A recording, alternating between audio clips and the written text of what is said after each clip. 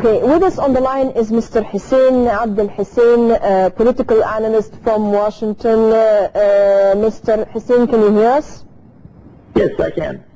Sir, the question at this juncture, especially after we've heard strong statements from various international organizations and countries like the United States and countries in Europe, what is concerning people in this region is, are we heading for a war? Or is Libya heading for a war? Let's put it that way. A Libyan civil war, is that what you mean? Yes. Everyone is hoping not. It seems that the whole regime of Mr. Qadhafi is collapsing and falling down. We're seeing ministers who are defecting from his cabinet, diplomats across the world. We're seeing some security forces who are leaving the regime. And by definition, civil war needs more than one strong party, and the civil war by definition takes time. It needs support. If Mr. Qadhafi is planning to go into civil war, he will need some support in the streets of Tripoli. Now, this does not seem to be happening after his fiery speech that we heard yesterday, and he called on everyone to go to the streets and hunt down his opponents.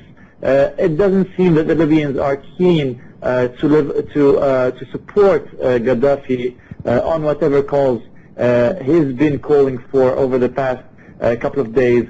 I think what we're seeing is most probably the Qadhafi regime is dying, and unfortunately it's not dying smoothly. It's going away with a lot of agony and pain for the Libyans.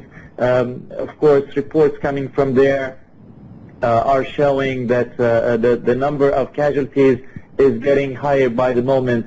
Yes. And that's, you know, that's a fear for everyone, I guess, whether internationally or in the region. The Libyan president has been pointing a finger that there are outside parties that are meddling and have instigated this. Do you believe there is an outside party?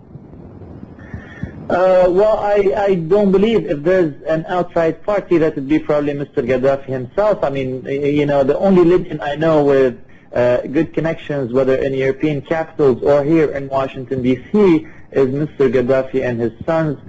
He maintains an embassy in Washington. He has a lobbying group, and, you know, he has all what it takes to be the best Libyan connected to the West. So I don't think there is any Libyan, whether inside Libya or outside of it, who's better connected to foreign interest more than Mr. Qadhafi. So, of course, I don't believe him on this. Mr. Hussain Abdul-Hussain, thank you very much for joining us on A Daily Debate.